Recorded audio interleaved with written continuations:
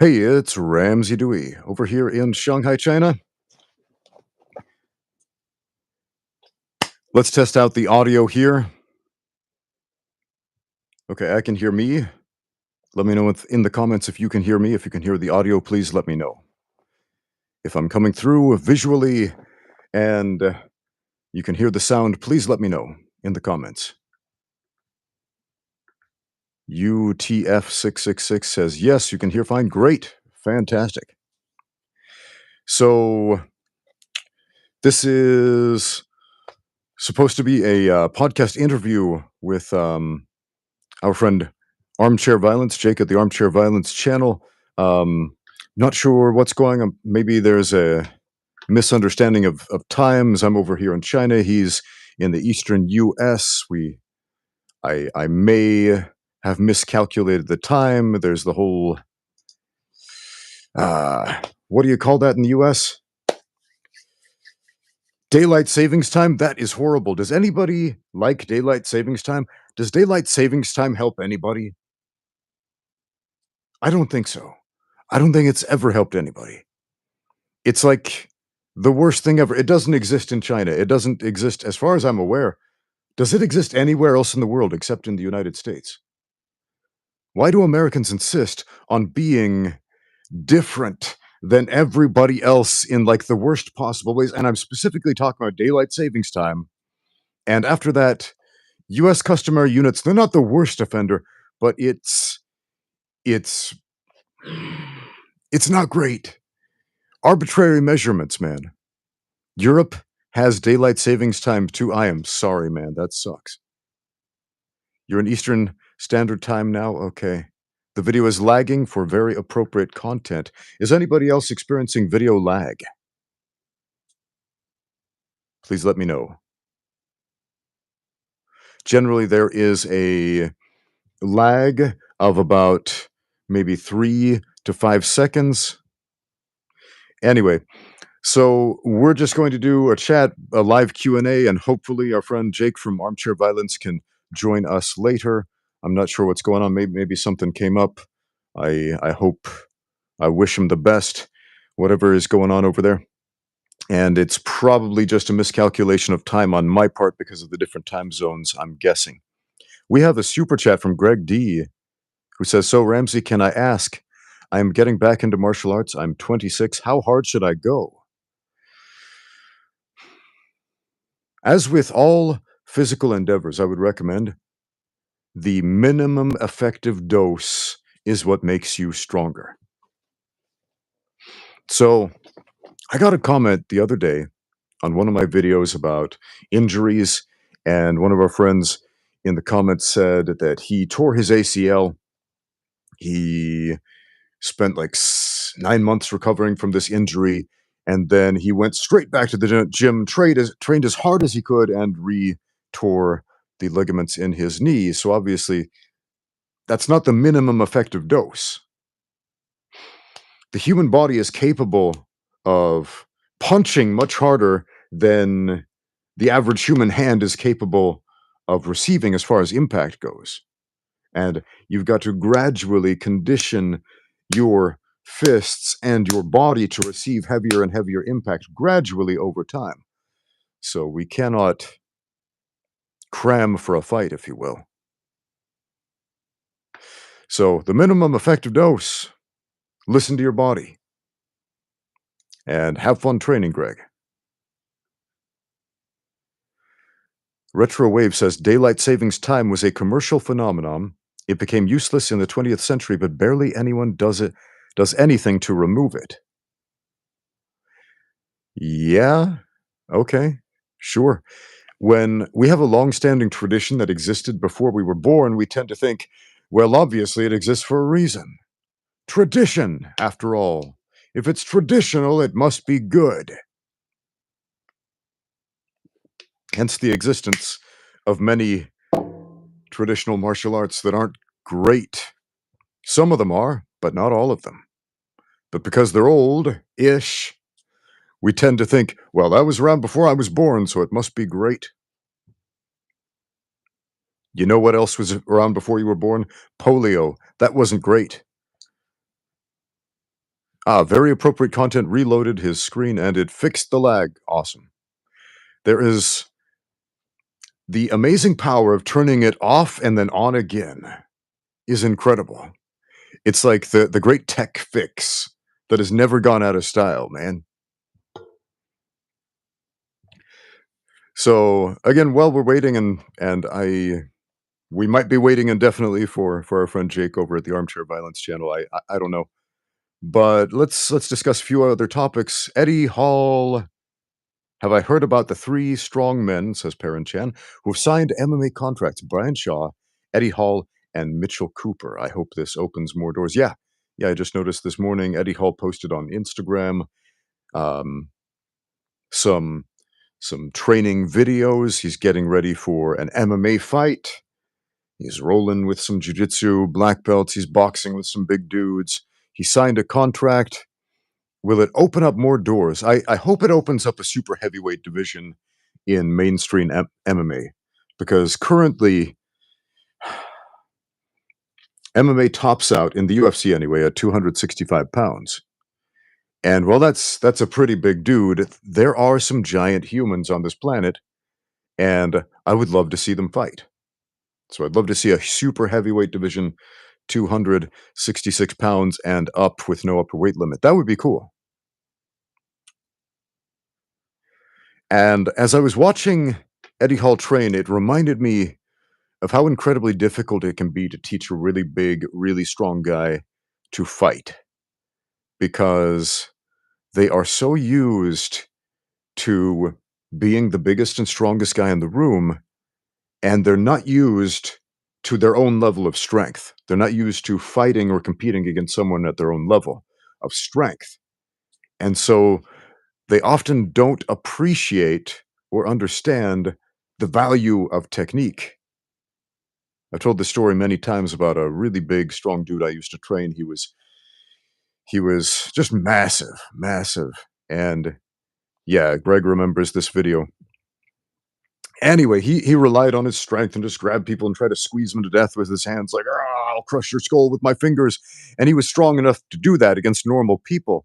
And he would make people tap out to stupid stuff. And I'd try to say, look, man, this is going to work against Skinny over here, but it's not going to work in the heavyweight division in a fight. So I had him sign up for a jiu-jitsu tournament, and he competes in the highest weight class, and he goes up against a dude his own size, similar strength, but this dude knows jiu-jitsu, and he's pretty solid in his jiu-jitsu.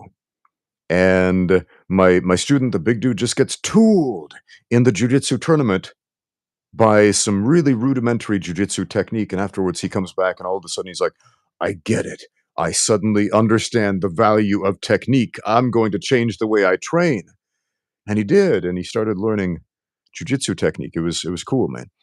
But you need that experience of someone who can physically dominate you before you can really appreciate the value of technique. Yeah, Perrin Chan says, "If strongmen learned the proper techniques, they would be the closest thing we have to Thanos." Okay, sure. Yeah, if you have someone who has literally superhuman strength, and if you are like in the top 1% of humans as far as strength levels, you're superhuman. And if those guys knew jujitsu technique, boxing technique, Muay Thai technique, as well as the little dudes we all know and love, that just wouldn't seem fair, would it?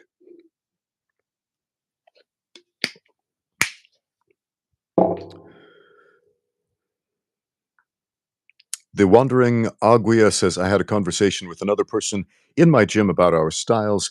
The discussion was about being simple and patient versus being unpredictable and awkward, and what was better. What are your thoughts?" Oh, okay. A conversation about styles. The discussion was about being simple and patient versus being unpredictable and awkward. What was better? Yes. Yes, do what works when it works.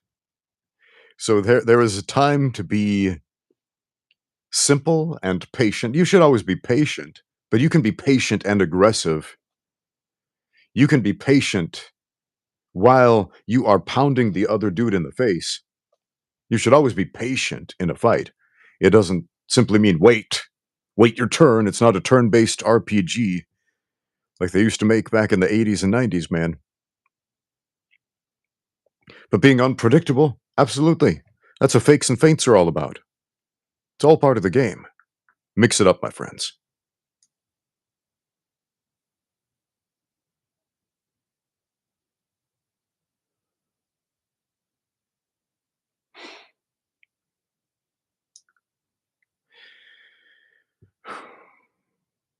We have a self-defense question.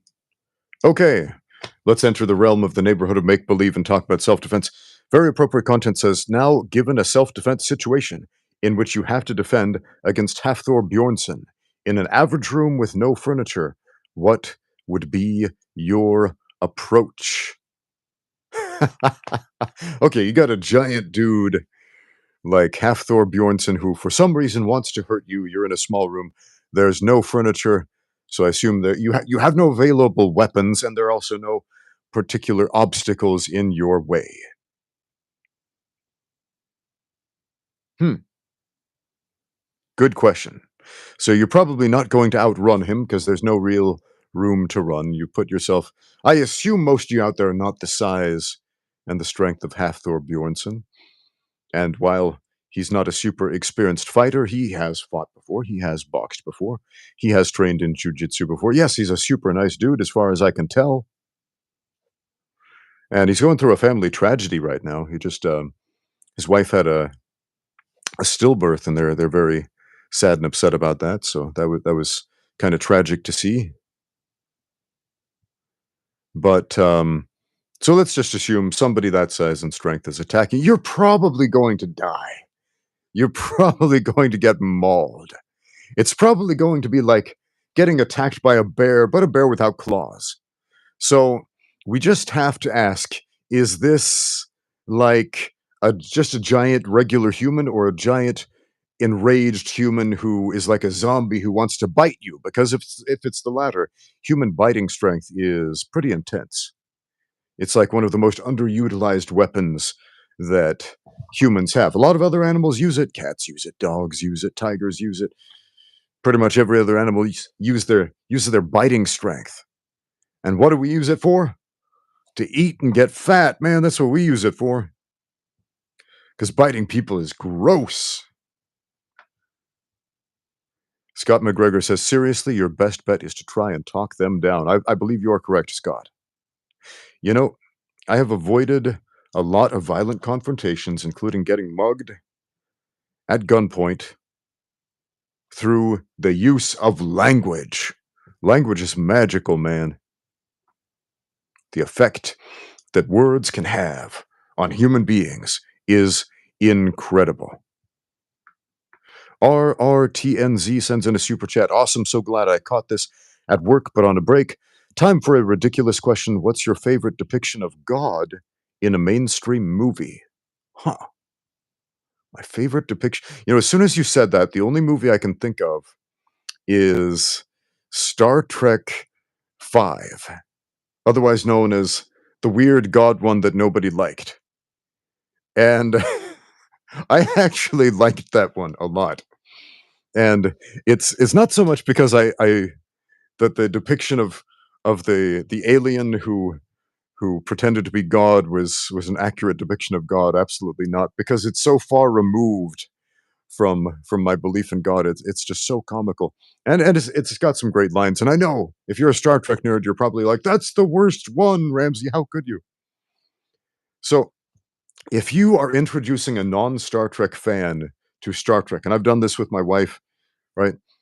Introduce the movies in this order. First, watch Star Trek II, The Wrath of Khan.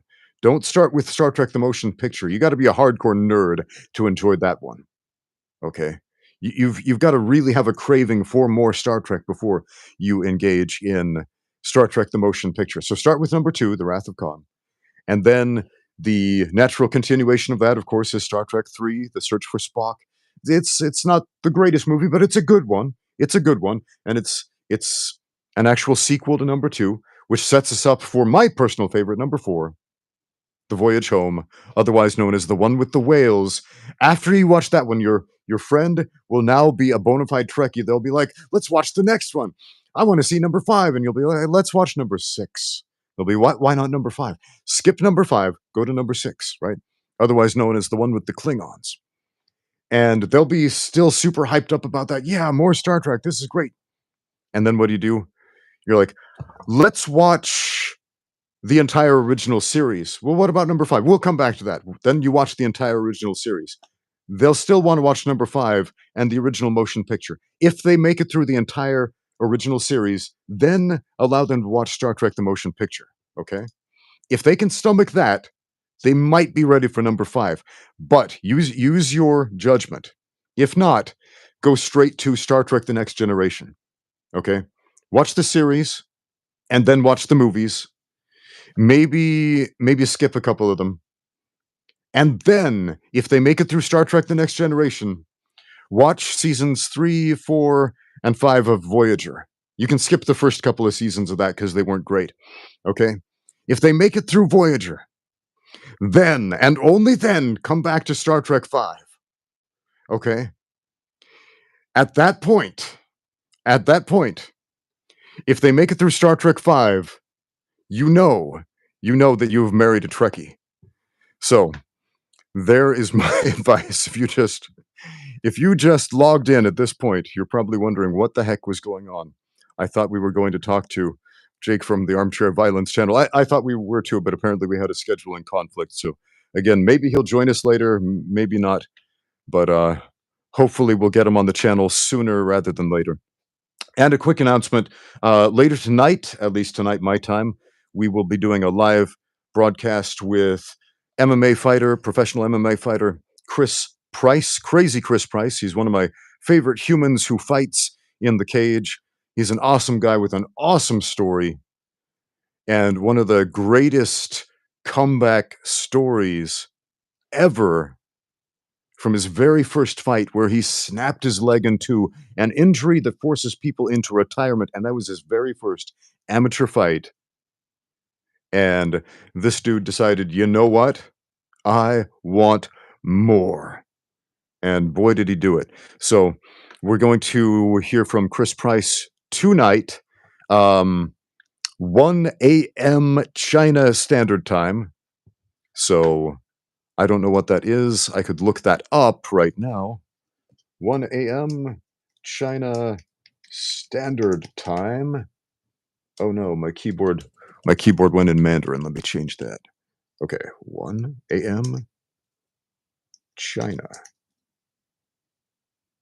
Standard Time in Eastern Standard Time. Okay. So, where are we? All right, so 1 a.m.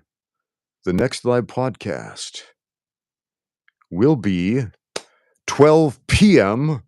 or noon in Eastern Standard Time in the United States, or about 5 p.m. in the UK, where our friend Chris is from. Anyway, look forward to that. So we will be doing another one of these several hours later. It's going to be fun. Hopefully, we did not miscalculate the time difference for that one. If that's the case, it's just going to be me answering questions here.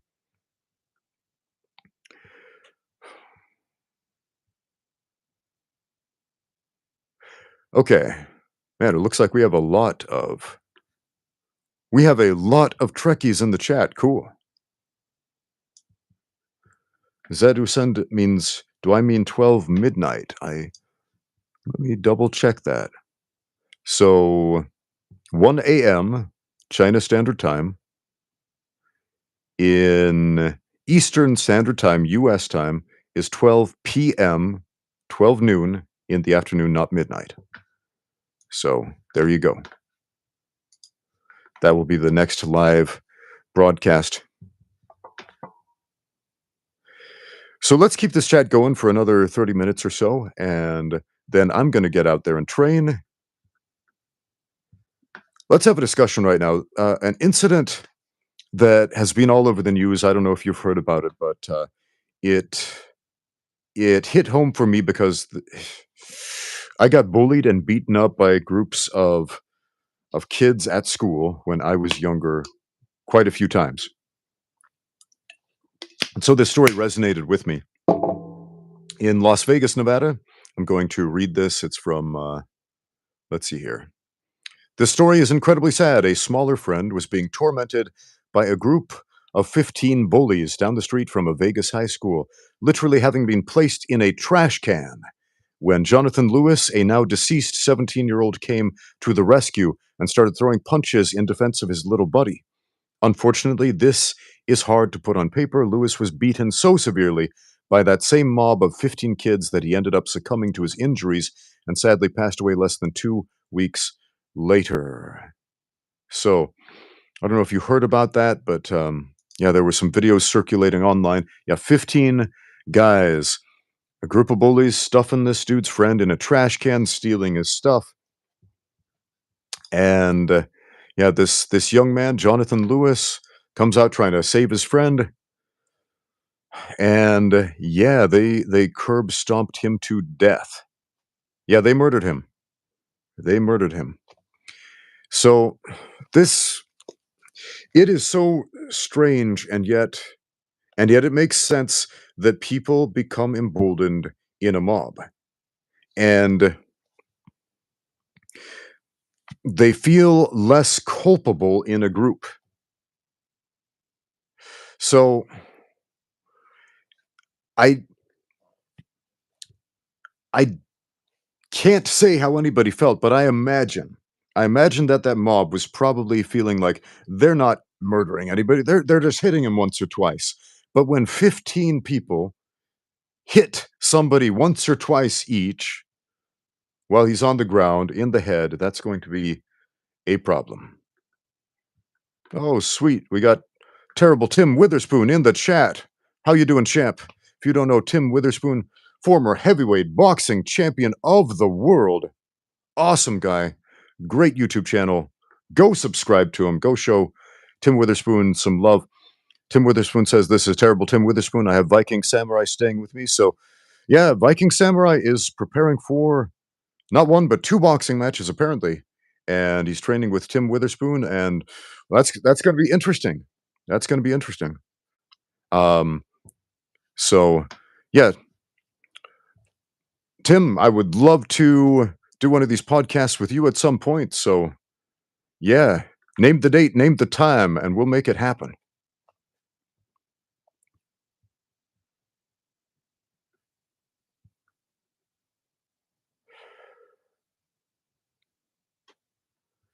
Azrael Nightquest says, "Coach, thank you so much for the information on Mi Tzu Chuen. I found some instructional videos. Awesome. Fantastic." Ah, Viking Samurai is in the chat. He says, "Viking Samurai versus Namfan, ex-UFC fighter. Who wins?" Hmm.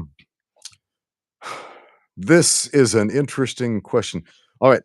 So our friend Viking Samurai, he is a martial artist. He's strong dude, looks like a natural bodybuilder, and I've never seen him compete.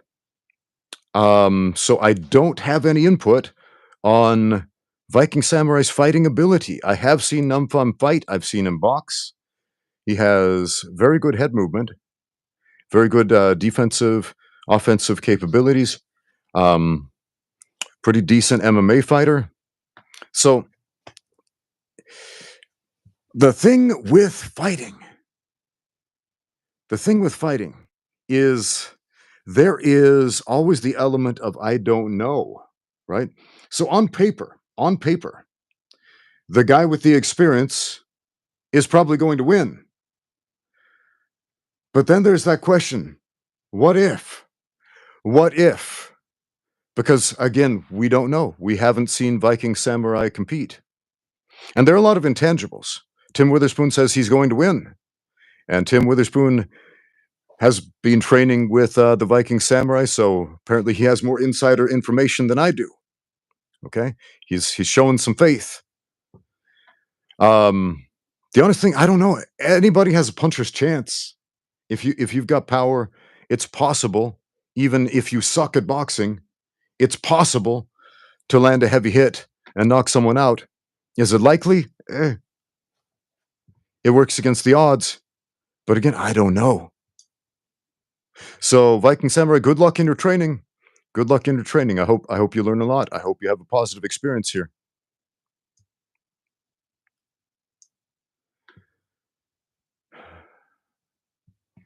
And yeah, good luck. Let's see here. Perrin Chan says, I'm not a parent yet, but is it bad to want your child to be big and strong in hopes it deters bullying? At least I survived school bullies because I befriended two giants and they deterred bullies. Whew. Okay. You know what this reminds me of? Reminds me of a guy I used to train who was a professional bodyguard. And he was a big dude. And he got a lot of questions as being a bodyguard.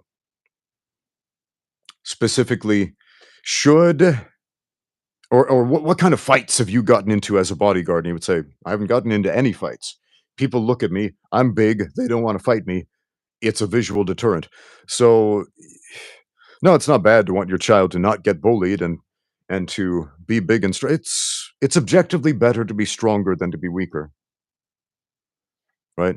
At the same time, make sure that you yourself don't become a bully as a parent trying to bully your child into conforming to some ideal that you have, right? I think it's very easy as a parent to think like, "Oh man, I got bullied so much as a child, and and so I'm going to make sure that my kids never have to go through this." And I remember initially having these feelings until I realized that raising daughters is a radically different life experience than the life experience that I went through as a child, as a boy. And my daughters have like at this point in their lives no interest in training in martial arts. And they often come to me with problems like, "Oh, there's this kid at school bullying me. Like, he punched me in the arm today." I said, "Well, punch him back." "Oh, but I'll get in trouble at school." "Well, what do you want me to do?" "He keeps doing it every day.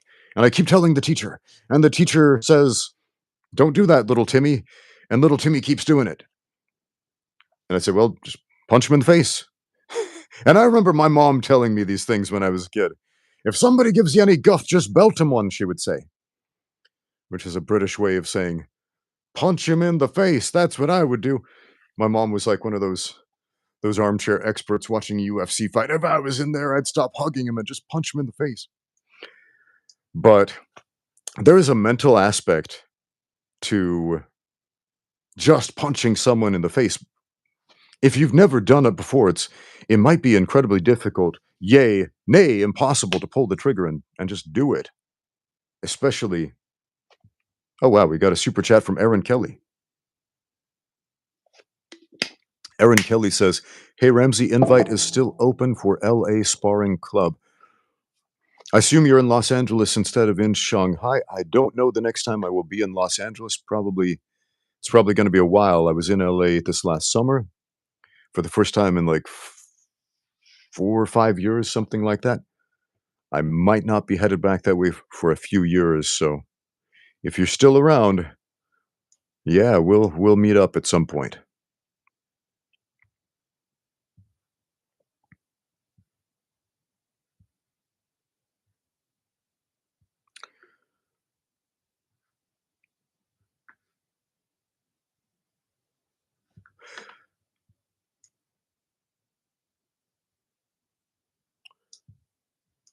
All right. Well, let's open this up to questions. We'll just do a Q&A for a few more minutes.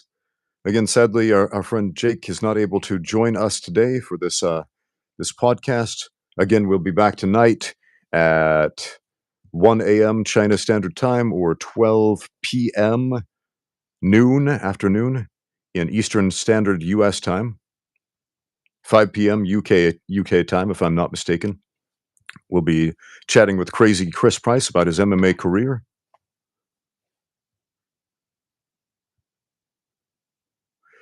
Interesting question from Scott McGregor, who says, Ramsey, what martial art is the one you would most like to try out or train but have never had the chance to try out?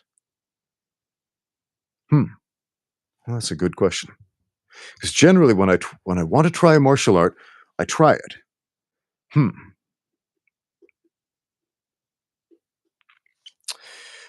You know, there are a lot of experiences that are really similar to martial arts that I've done, but take for example Bok.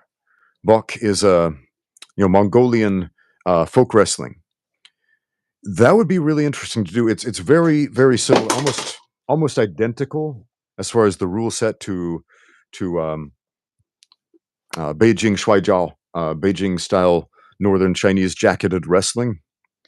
The equipment's importantly different. They've got like a leather harness, which the grips are quite a bit different than the Shuaijiao jacket, but the rules are otherwise almost identical.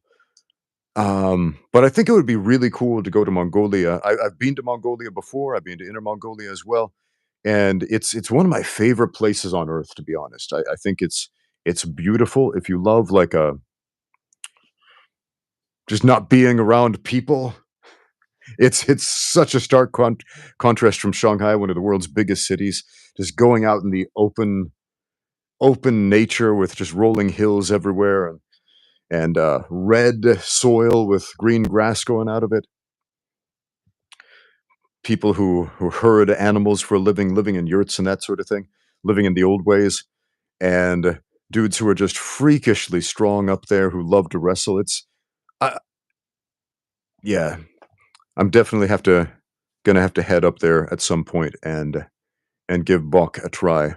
Although there are no weight classes in Bok, so there's some big boys up in Mongolia. The first time I went to Inner Mongolia, I met some big dudes up there, just big barrel-chested dudes with tapered waists, and they had a word for that. They called them frog-shaped men. The frog-shaped man, it's like the ideal Mongolian body shape.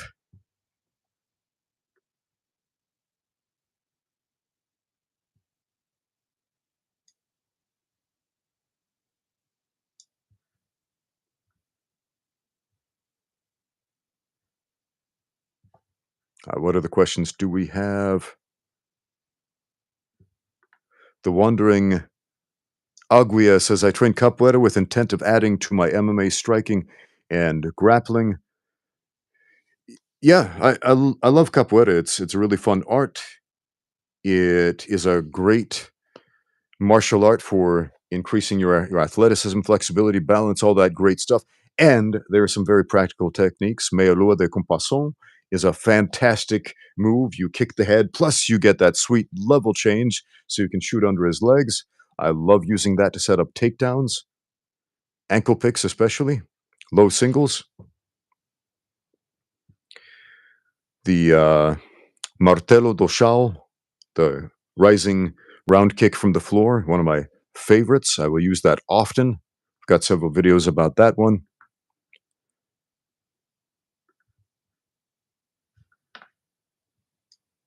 Anyway, there's some good stuff in capoeira. If you really want to unlock the value of capoeira, you got to learn how to wrestle though. And I find that's kind of a constant with every martial art. If you want to really unlock the untapped value of that martial art, learn how to wrestle. Even in the striking arts, take boxing for example. So a lot of people were talking about this after the Francis Ngannou versus Tyson Fury boxing match, that the clinch made a massive difference. You have a guy who wrestles on a regular basis for his MMA training, and a guy who clinches specifically for boxing, and the boxer just he got schooled in the clinch, and he got tired in the clinch. So yeah, Poleag says, you and Armchair Violence seem to agree that wrestling is mandatory. Yes, it is. There is a reason that every culture on earth has independently developed wrestling.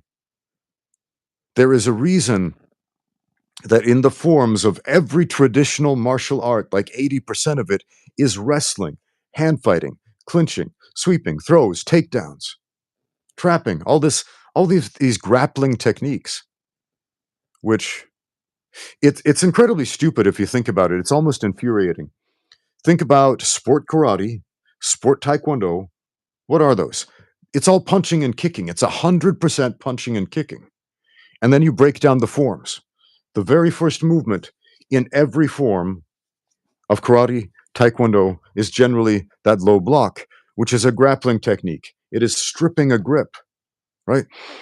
All of these movements, all of these hand fighting movements in all these martial arts are grappling, like 80% of it. And then the sport version is all punching and kicking. It's dumb. It is a stupid disconnect. It's infuriating, to be honest.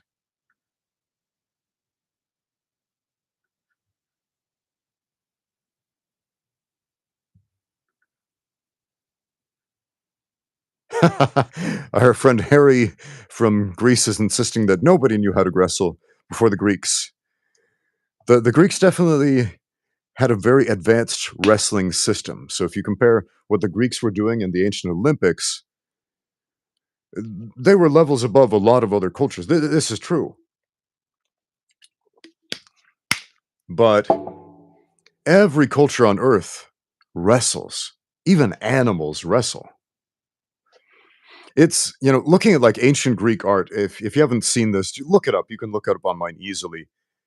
There's a wall relief, an ancient sculpture on a wall of a centaur, half horse, half man, heel hooking a dude. Even the centaurs knew submission wrestling in ancient Greece, man. So it was on another level. This is true. So I know Harry often speaks in hyperbole, touting the virtues of ancient Greece and modern Greece and so on. And maybe it's not hyperbole. Maybe he's being 100% genuine with his love for his country and his culture. That's cool.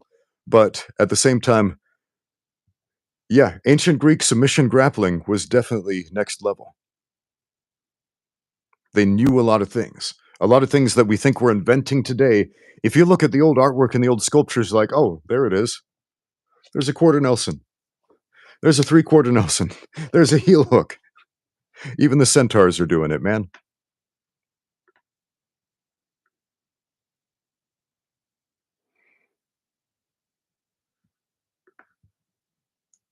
Hmm. Jed Usan says, what is a sign of a percussive strike versus a pushing one? When working on the bag, I noticed some punches swinging the bag back and forth while others jolted it up and down. So if you are displacing the bag, it's going to swing. If you are essentially jolting it, it's going to jump up and down.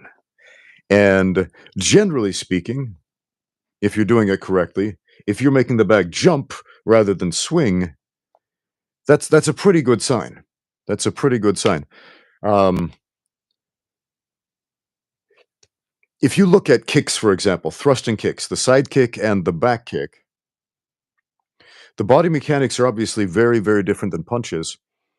But a side kick and a back kick are great kicks to displace a bag, to push it out of the way. But we're pushing with so much force that we're also doing damage at the same time. Whereas if we're simply pushing someone away with the arm, which even the best punch has considerably less potential force than a turning back kick, we're not doing as much damage. So, generally speaking, make it a goal to make the bag jump rather than swing when you punch it. And that's a pretty good idea.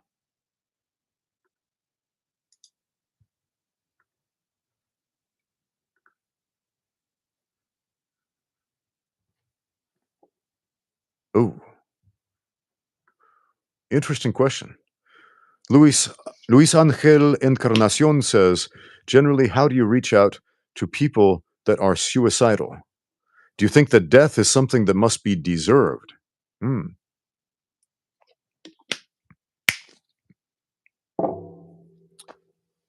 This is an interesting question because I've had a number of experiences um, with this subject, some friends that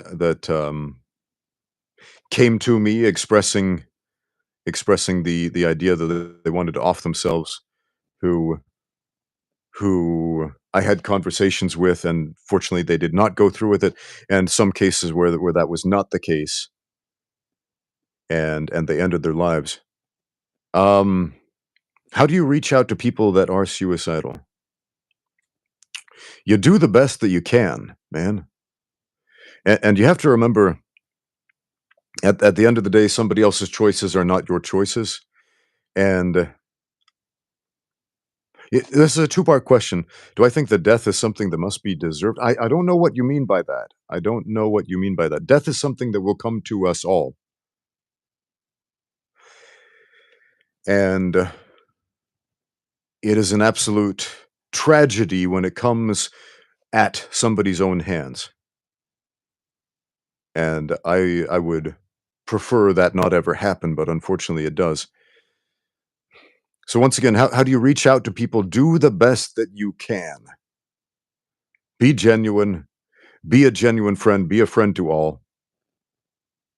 Everybody needs a friend. If this is something you or someone that you love or care about is struggling with, you gotta open up a dialogue about it, and maybe they don't wanna have it, maybe not, but it's a tough one, and it's a tough question that a lot of people will simply say, "You know what? I'm not an expert in that subject. I'm an MMA coach. I teach people to punch each other in the head for a living, and so I have no." This is something we all need to have input on. It's something we all need to be able to talk about, and I know a lot of YouTubers won't even say the word suicide because they are worried that the YouTube robots are gonna cancel them and blacklist them and not publish that because for some reason, saying the word and talking about the subject has become anathema in our modern society on YouTube. How do we reach out to people? We talk about it. So again, if any of you are struggling with that, don't you dare kill yourselves, or I'm gonna be pissed off about that, guys. So you have to be able to have a conversation.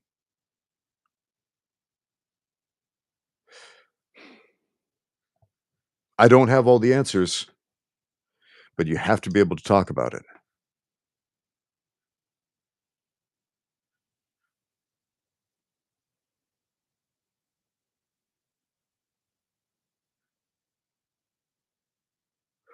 Benjamin Morand says, "Why is boxing the go-to martial art?"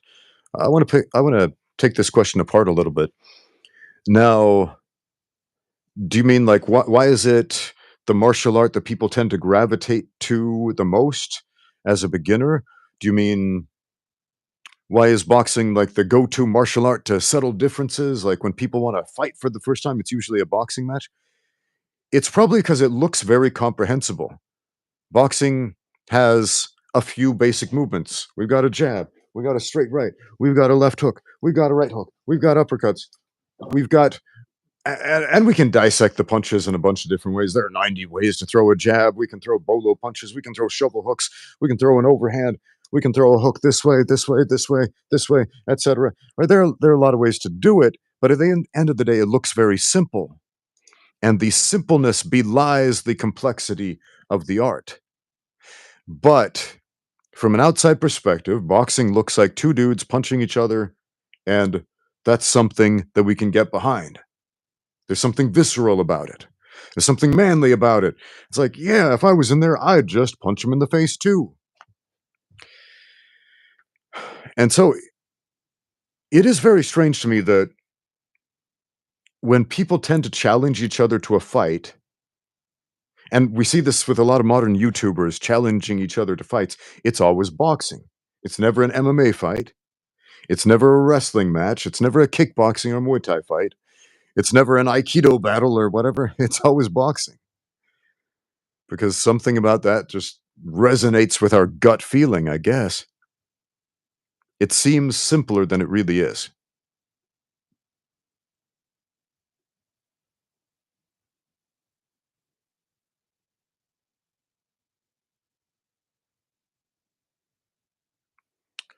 J. Roan what says, "What do I think of Kendo 5.0?"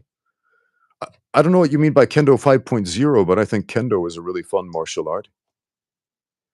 I have a student who is a former regional Kendo champion, and yeah, we sometimes do Kendo sparring, but with pool noodles, and that's a lot of fun. Yeah, it's a lot of fun. So yeah, Viking Samurai points out that boxing is more mainstream. This is true. This is true. There are a lot more eyes on boxing, so people understand if I box this guy, it's going to get more publicity than if I do an Aikido battle. Fight for the wrist lock. Here's something interesting. I was training with my friend Linji. He's Japanese, but he is a student of Bagua. He's been on my channel before, and he told me something really interesting about wrist locks. So he pointed out that a wrist lock is like 100% easier once you break this joint of the index finger. And I thought, well, that makes so much sense. If if you control a hand right away, break this joint of the index finger, suddenly wrist locking people get super easy. Do you know why? If someone tries to wrist lock you, make a tight fist. And suddenly, unless there's a massive strength differential, they can't wrist lock you. Break this joint, they can't make a tight fist. There you go. There's your secret street fighting tip for today. Your secret kung fu technique.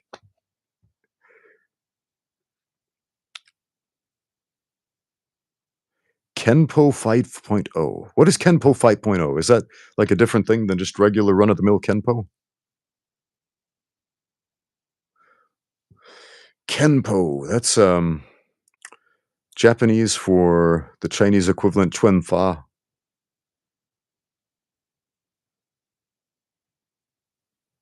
So I don't know what Kenpo 5.0 is. So you'll have to explain to me what that is.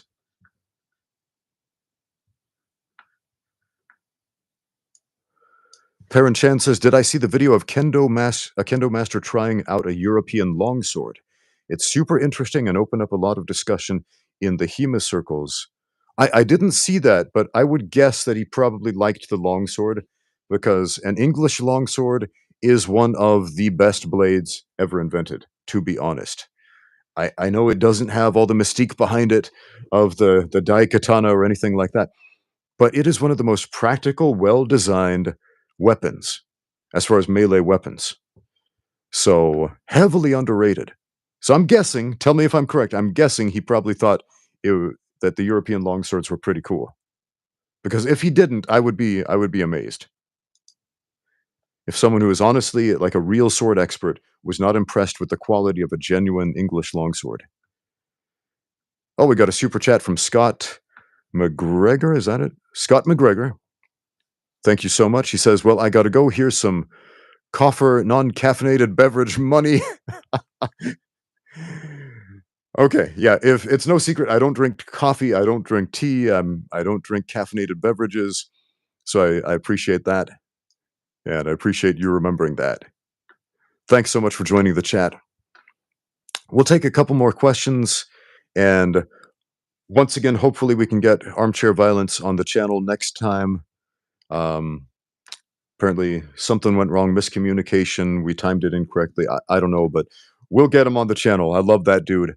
Once again, shout out to Jake from Armchair Violence. Go subscribe to his channel.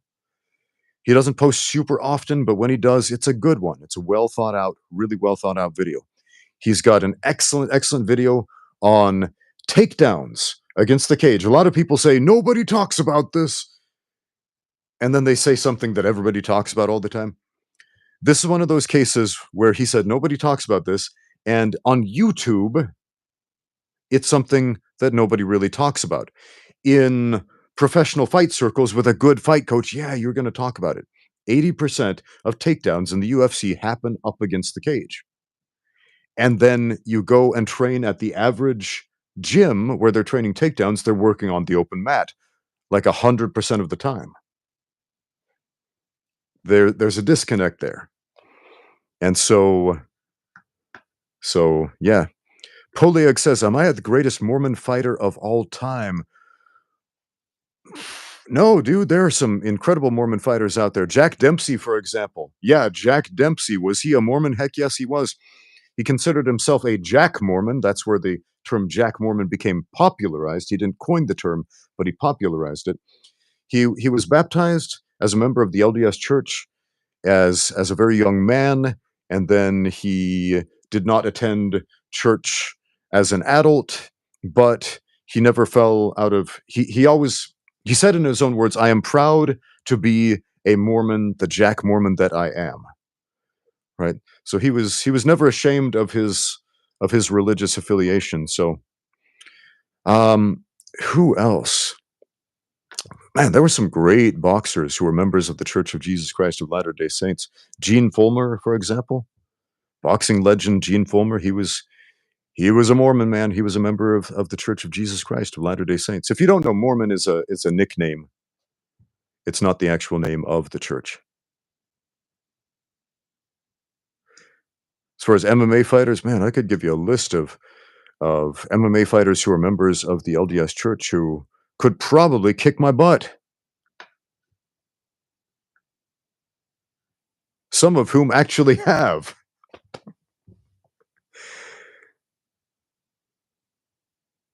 Hypnotic Skull says, "Hey Ramsey, I have an issue. I have no idea how strong I am.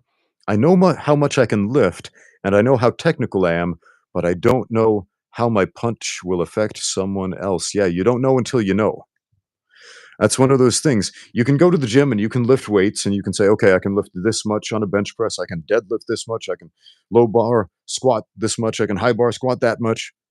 I can curl this much. I know I have this much tensile muscular strength in my tendons and muscles, but I don't know what that will do to another human.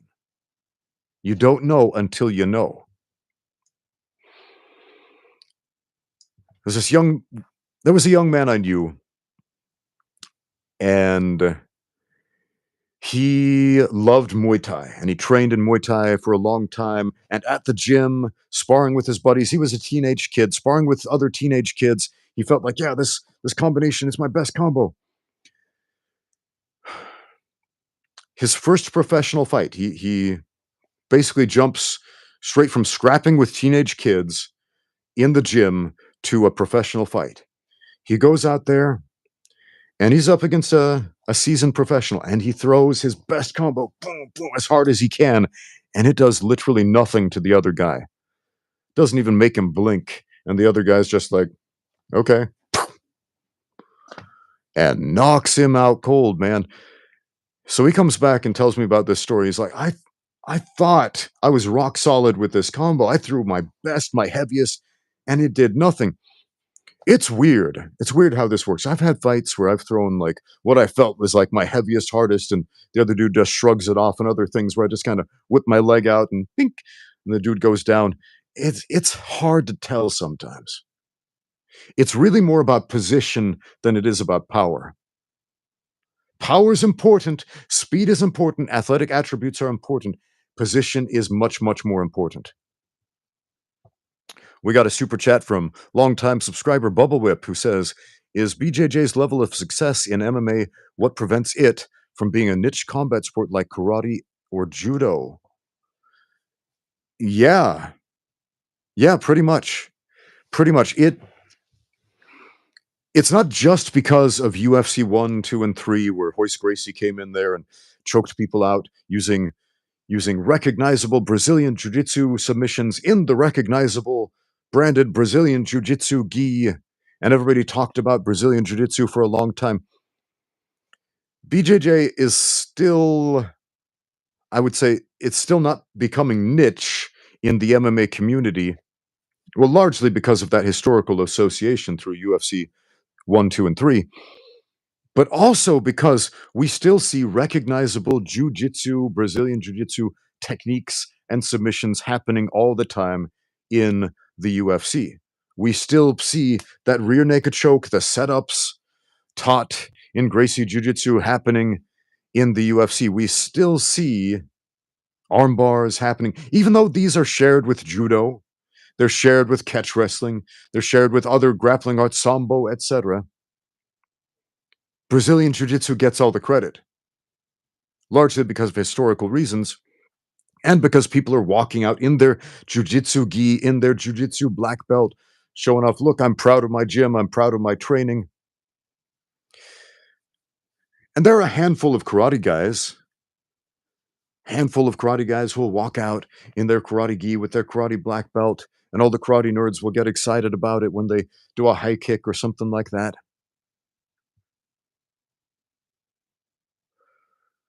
But karate is no longer one thing. It's no longer a recognizable thing. We talked about this earlier, how karate forms and then karate sport are two completely, radically different things. There's an entirely different move set in the forms from anything you will ever see in sport karate. And so it's gravitated so far from the source material. It would be like if in 60 years we had a martial art we called Brazilian Jiu Jitsu, but it was all kicking and punching instead of submission grappling. That's how different karate is today from what it used to be honest.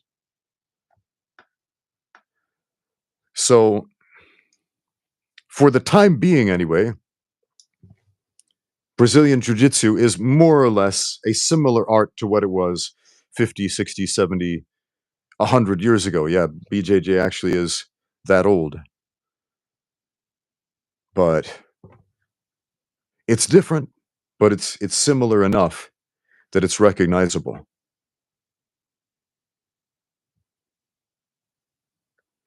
Perrin Chan says, I would love to see BJJ or Judo versus Sumo.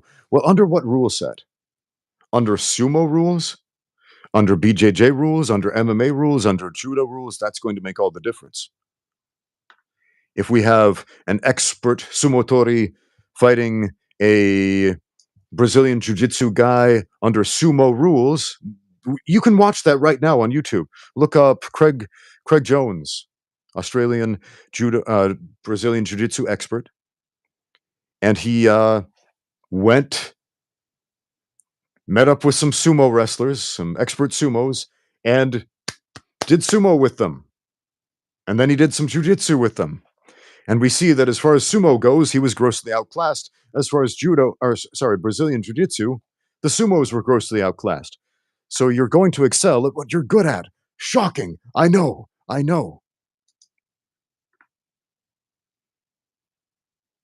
But just playing around to see what they can learn from each other, it would be fun. Yeah, if you want to see pretty much the only like fusion of sumo in mixed martial arts to my memory that I can think of, where we can see like recognizable sumo technique in the UFC being mixed at a high level in modern MMA, a great fight to study would be Lyoto Machida versus Rashad Evans. Lyoto Machida versus Rashad Evans. So Lyoto Machida is well known as being a karate expert, but he's also a practitioner of sumo. And there was one point in the fight where Rashad was attempting to outgrapple the karate guy. And what did the karate guy do? He does some sumo pushing, driving techniques to push Rashad back up against the cage, where what happens? We discussed this previously. Most of the takedowns in MMA happen. And it was a brilliant execution of that quick, short burst of power and control and pushing force that we see so often in sumo. But he mixed it with his karate and his jujitsu and his other skills in the UFC. It was awesome. I think it went unnoted because, again, most people tend to think of fighters as just being one thing, like, oh, Lyoto Machida, he's the karate guy. And what else? Yeah, we want to compartmentalize people. We want to pigeonhole people and say, "Oh, this guy just does karate." I get this like every day in my comments. Some new dude will watch my channel for the first time and be like, "Oh, you're just a BJJ stan, Ramsey. You suck because you just do BJJ and nothing else." I'm like, I'm literally an MMA coach with a a storied history in many different martial arts. I hold black belts in multiple traditional martial arts. I have equivalent experience in many other traditional systems that don't give out belts. I have competed in 5 different professional combat sports, and I also do Brazilian jiu-jitsu. So, call me a BJJ stan. Anyway, they wanna put people in one little box, like, they wanna believe people can only do one thing with their lives, and that's it. You ever hear that saying, "You learn something new every day"? I hate that saying, because if you only learn one new thing every day, you are going to be so grossly underinformed about what there is to know in this world.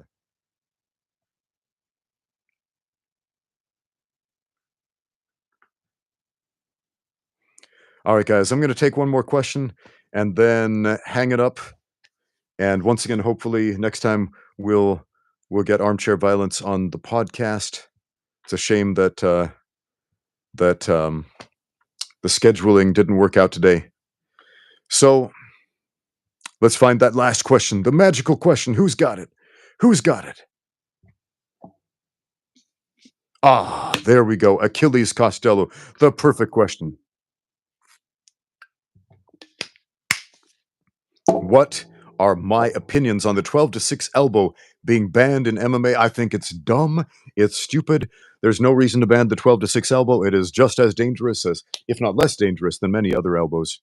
So bringing your elbow from directly up to directly down in this fashion is illegal in the UFC under unified rules. It's dumb. It's dumb. If they changed that rule, then would it have a massive impact on fights? No. No, it wouldn't. We'd see a couple of positions, for example, in mount when people cover up, they bring downward elbows between this little space in the guard, and fights would end a little bit faster. Is that more damaging than swinging the elbow in this fashion? No. Guess what? You can put a lot more power into a round elbow than you can into a downward elbow.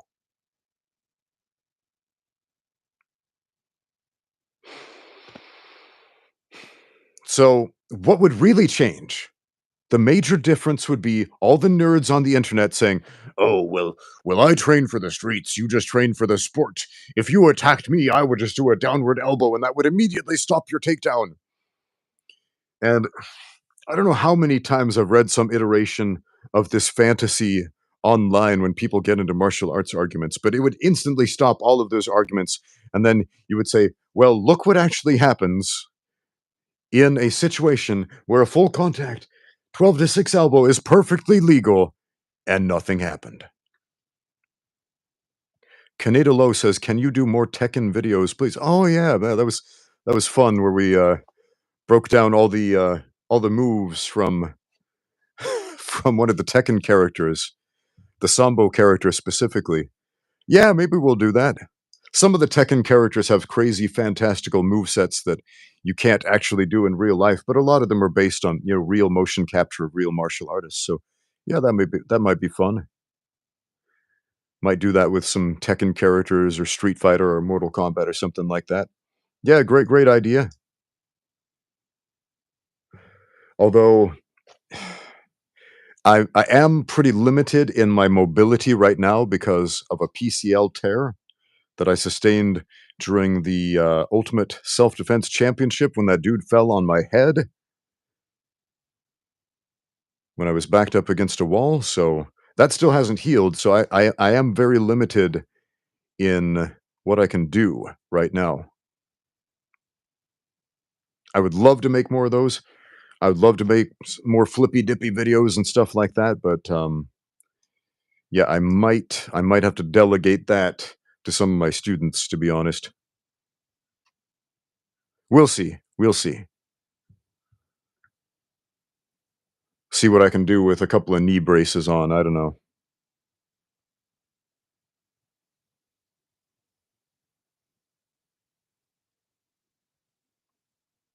Robert Carfang says, "You need basic combos to win fights, not deadly forbidden moves." This is true. And this is something that everybody needs to understand. And there's so many traditional martial arts cults not legitimate martial arts schools, but martial arts cults that preach this ideology that our moves are too deadly for competition, blah, blah, blah. And they're not talking about something practical. They're talking about poke him in spleen 15 and stomach 4 and liver 5, and then it will activate the chi, and then he will get knocked. It's always some nonsense like that, man.